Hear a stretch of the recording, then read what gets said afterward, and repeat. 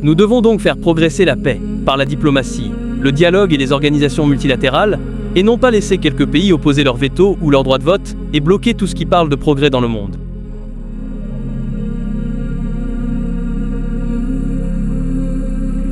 Nous devons également nous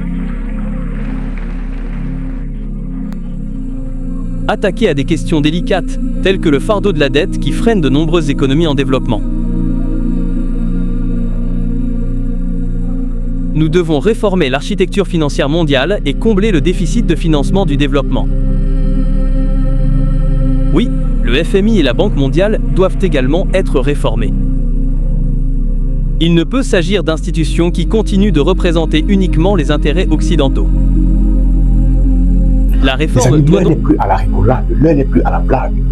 Nous ne sommes plus à l'étape ou encore à l'époque où on acceptait tout. Nous ne sommes plus à l'époque où on acceptait tout. Aujourd'hui, je vous invite, mes amis, je vous invite tous à vous lever et à vous battre pour la vérité. Je vous invite à vous lever et à dire non lorsque c'est mauvais. Je vous invite à vous lever et à dire stop à ceux-là qui veulent détruire le monde. Je fais allusion ici aux dirigeants américains. Je fais allusion ici aux dirigeants du bloc occidental impérialiste. Aujourd'hui, c'est au tour du président sud-africain, M. Ramaphosa. Les amis, je vous invite à regarder cette vidéo jusqu'à la fin. Je vous invite à prendre le temps d'écouter cette vidéo. Je vous invite à prendre le temps d'écouter, de réécouter et surtout de partager, parce que ce que monsieur le président de l'Afrique du Sud dit, mon Dieu, c'est quelque chose d'incroyable, c'est quelque chose dont on ne pensait pas. Aujourd'hui, le président sud-africain a lâché une bombe. Aujourd'hui, le président sud-africain a mis les Américains, a mis le bloc occidental sur les rails. Je t'invite, mon frère, je t'invite, toi, mon frère, ma soeur, à liker, à commenter, à partager et surtout, à regarder cette vidéo jusqu'à la fin. C'est cette notion de suprématie qui a poussé l'Afrique du Sud à prendre l'initiative de traduire l'État d'Israël devant la Cour internationale de justice.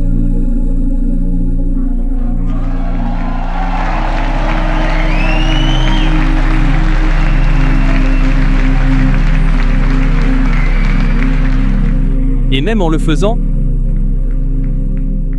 nous avons été critiqués. Nous avons été contestés. Nous avons même été insultés. Mais nous avons tenu bon. La raison pour laquelle nous avons tenu bon, c'est que le père de notre démocratie nous a dit « Notre propre liberté en tant que Sud-Africains ne sera jamais complète tant que les Palestiniens n'auront pas gagné leur propre liberté. »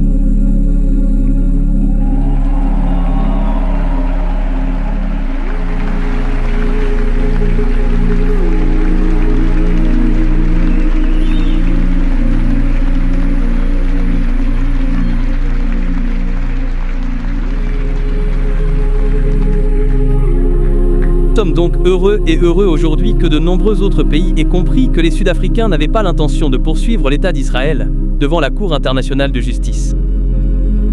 Ils voient maintenant qu'un véritable génocide est en train de se produire à Gaza ainsi qu'en Cisjordanie.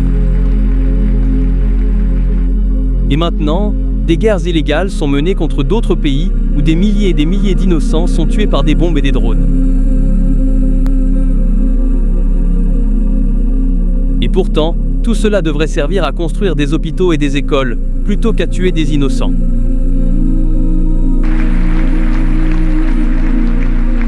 Eh bien, dans le même temps,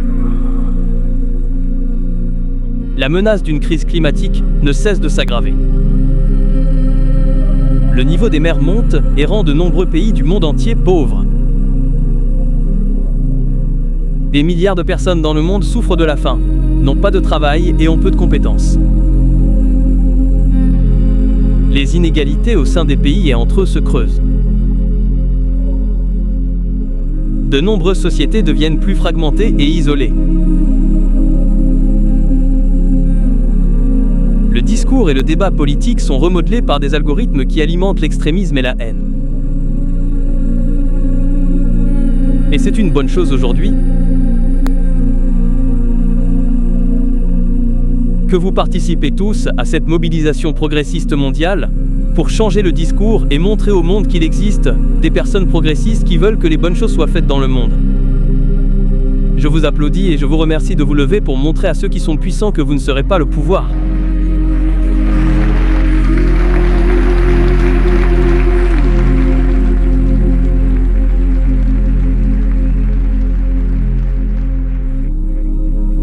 C'est peu moins être le moment de la crise, mais ce n'est pas un moment de doute ou de désespoir. C'est le moment d'agir. C'est le moment de la mobilisation. C'est le moment du renouveau. Pour la plupart d'entre nous qui sommes en vie aujourd'hui, il n'y a jamais eu de moment plus important que maintenant pour un renouveau progressiste mondial.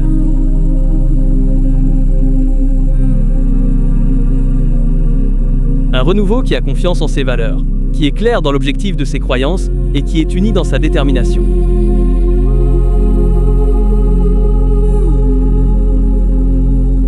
Ce moment de crise grave est en même temps un moment d'opportunité unique.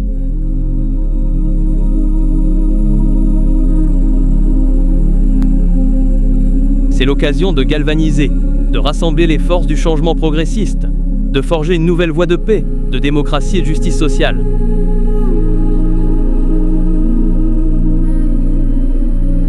C'est le moment que nous ne devons jamais perdre. C'est le moment que nous devons saisir.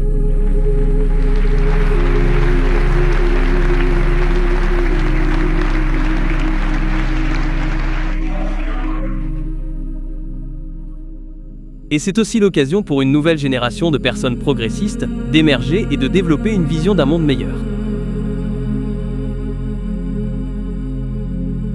Un monde meilleur, plus juste et plus inclusif. Ceci, camarades et amis, est une occasion de confronter les forces de la réaction. Nous avons gagné beaucoup de terrain en offrant aux gens des réponses faciles à des problèmes complexes.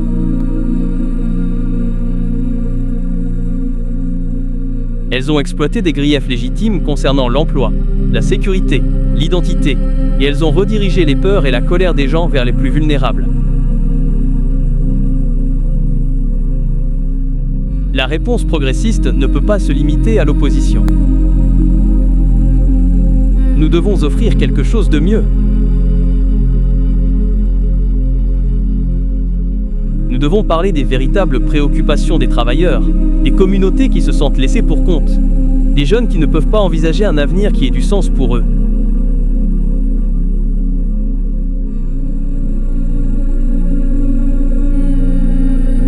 Nous devons présenter une vision qui soit ancrée dans les expériences des gens, qui reconnaissent leurs préoccupations, qui répondent à leurs douleurs et surmontent leurs peurs.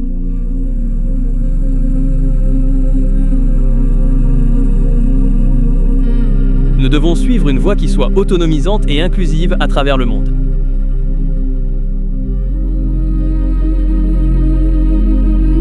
Nous devons construire un front uni de gouvernements.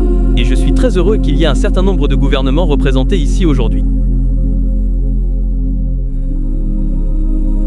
Des gouvernements qui déclarent clairement qu'ils n'ont pas peur. Ils n'ont peur d'aucune personne au monde. Qu'ils se lèveront et parleront au nom de leur peuple. C'est ce que nous voulons.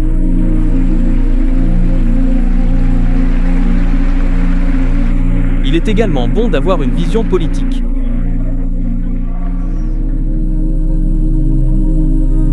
Partis, syndicats, mouvements sociaux, groupes de réflexion, influenceurs et militants sociaux qui sont liés par un désir commun d'un monde meilleur.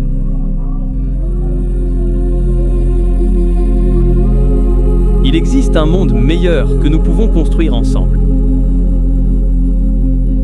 Il doit s'agir d'un front uni contre les inégalités et la pauvreté. Il doit relancer la dynamique vers la réalisation des objectifs de développement durable à l'horizon 2030. Il doit s'agir d'un mouvement en faveur de l'action climatique. Il doit garantir que les pays honorent leurs engagements en matière de réduction des émissions.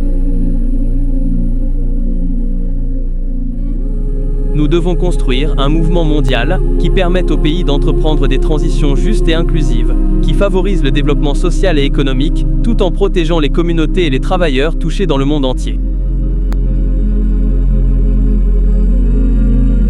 Nous devons construire un monde de véritable coopération multilatérale, avec des institutions mondiales représentatives.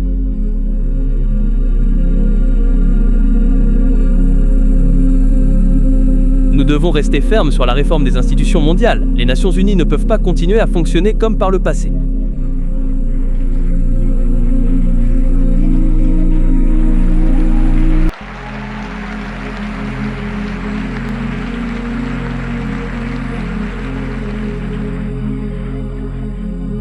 De nombreux pays devraient être représentés au Conseil de sécurité des Nations Unies.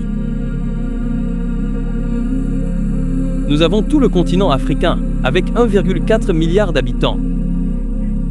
Il n'est pas représenté. Nous avons l'Amérique latine. Nous avons de grands pays comme le Brésil. Nous avons de grands pays comme l'Inde. Nous avons de grands pays dans le monde qui doivent être représentés et avoir des sièges. Une voix.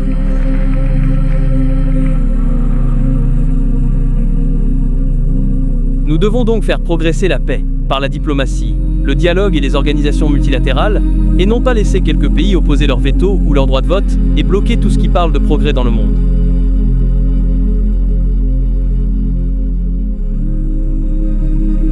Nous devons également, nous,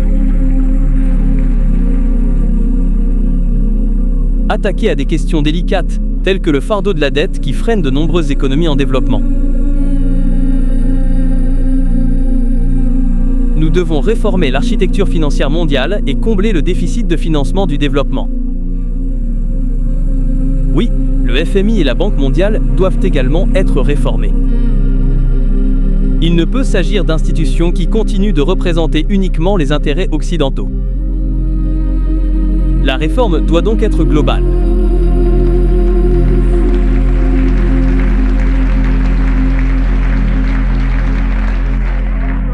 Un renouveau progressiste mondial est en cours. Votre présence ici en témoigne. Dans les communautés éloignées, dans les formations sociales et les partis politiques, sur les campus universitaires et dans les usines, sur les médias sociaux et sur les ondes, la clameur pour un changement progressiste grandit.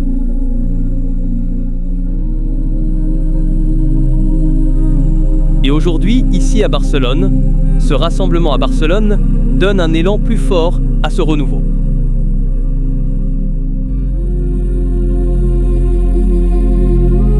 Je suis certain qu'en quittant ces lieux aujourd'hui, nous vivrons plus unis, d'une voix plus cohérente, plus déterminée et plus déterminée que jamais à notre arrivée.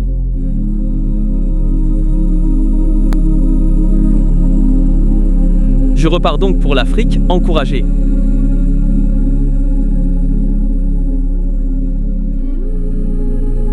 Je suis ravi de savoir que les habitants de Gaza, de Palestine, du Soudan, d'Afrique et même du Moyen-Orient ne sont pas seuls.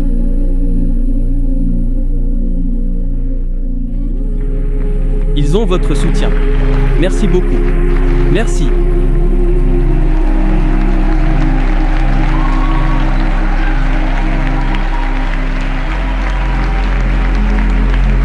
Parvenez au thème de notre vidéo. Tu as pris le temps de regarder cette vidéo. Alors mon frère, je t'invite premièrement à liker, à commenter, à partager. Et s'il te plaît, si tu n'es pas encore abonné, je te prie de t'abonner, d'inviter d'autres personnes à s'abonner à notre page. Je suis Afrique sur Facebook, sur YouTube. Est-ce que tu penses selon toi que le bloc occidental, le monde unipolaire est également tombé?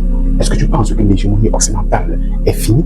Est-ce que tu penses qu'en ce moment, en 2026, nous devrions encore avoir peur du bloc occidental? Est-ce que tu penses que le président Ramaphosa, le président de l'Afrique du Sud, ce qu'il dit est vraiment pertinent? Alors mon frère, je t'invite à me donner ton avis en commentaire. Je t'invite à soutenir le bloc qui se bat pour la vérité. Je t'invite à soutenir ceux-là qui refusent que la suprématie blanche réexiste encore dans ce monde, car Donald Trump, le président américain, est l'homme le plus raciste du monde entier. Donald Trump est l'homme le plus raciste du monde entier aujourd'hui. Et aujourd'hui, il veut encore restaurer la suprématie blanche pour dominer encore et encore sur d'autres races, car nous sommes des hommes, nous sommes des êtres vivants comme eux. Nous avons deux pieds comme eux, nous avons deux yeux comme eux, nous avons deux bras comme eux. Pourquoi est-ce qu'eux, ils se sentent supérieurs à nous? Alors aujourd'hui, le président de l'Afrique du Sud dit non à la suprématie blanche. Le président de l'Afrique du Sud dit stop à l'hégémonie occidentale. Le président de l'Afrique du Sud dit non, nous n'allons plus nous coucher. Dit non, nous n'allons plus lécher vos mots. Dit non à la torture. Dit non à la domination. Le président sud-africain dit des choses et aujourd'hui, nous savons qu'aujourd'hui, le président sud-africain est parmi ces dirigeants qui veulent que le monde soit développé, qui veulent que le monde soit libre. Alors, je te prie d'applaudir pour le président sud-africain. Donnez-lui un coup de chapeau afin qu'il puisse se sentir heureux, afin qu'il soit content. Je vous prie de liker, de commenter, de partager. Sur ce, mes amis, je vous remercie infiniment. Je vous remercie infiniment d'être arrivé juste ici. Que le Dieu d'Afrique vous protège, que le Dieu d'Afrique veille sur vous. Sur ce, je vous remercie. À plus. Ciao.